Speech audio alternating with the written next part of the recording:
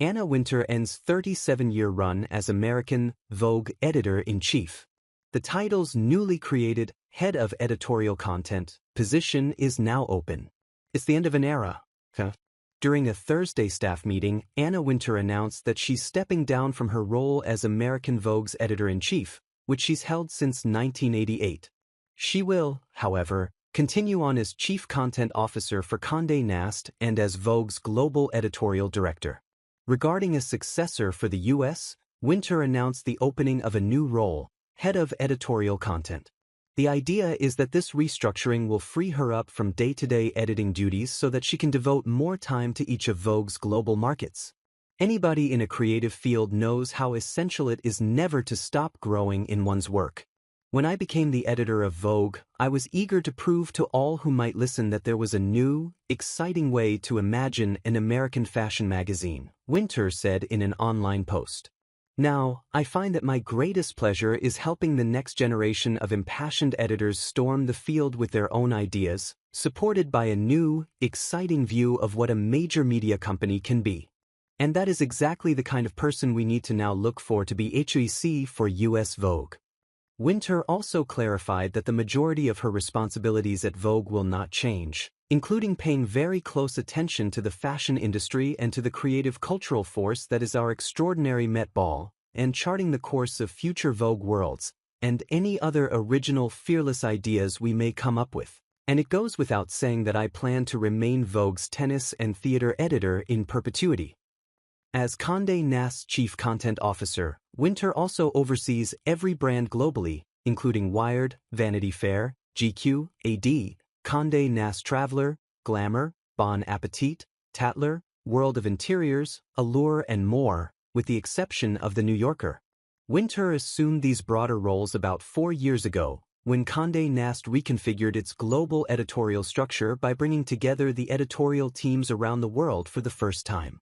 Since then, the publisher has replaced a number of international Vogue EICs with heads of editorial content, including in Japan, China, India, Taiwan, UK, France, Spain, Germany, Italy, and the Middle East.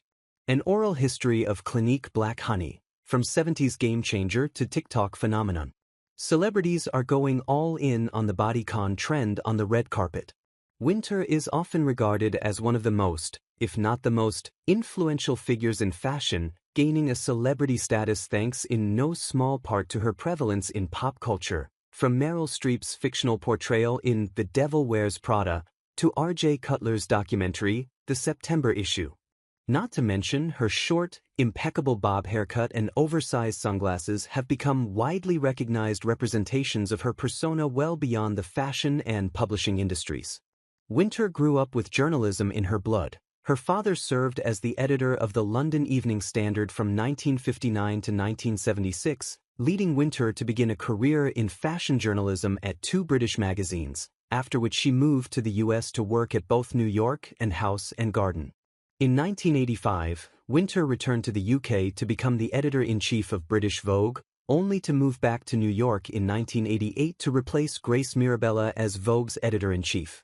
In 2013, she took on the additional role of Condé Nast's artistic director.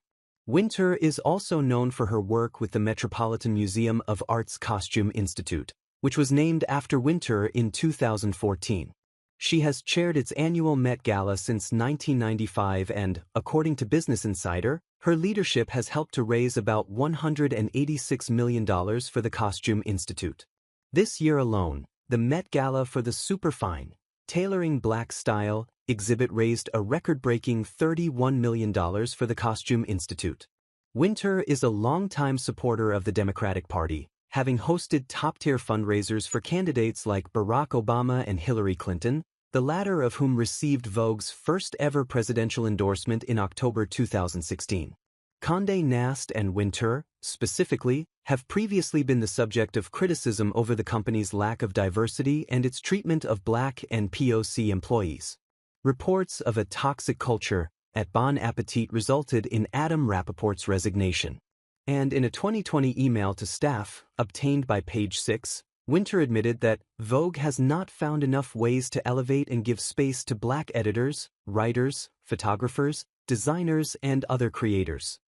While Wintour's successor has not yet been named, previous speculation includes Chioma Nady, who currently serves as British Vogue's head of editorial content. Whomever Condé Nast chooses, they can rest assured that she'll be leaving some very large shoes and sunglasses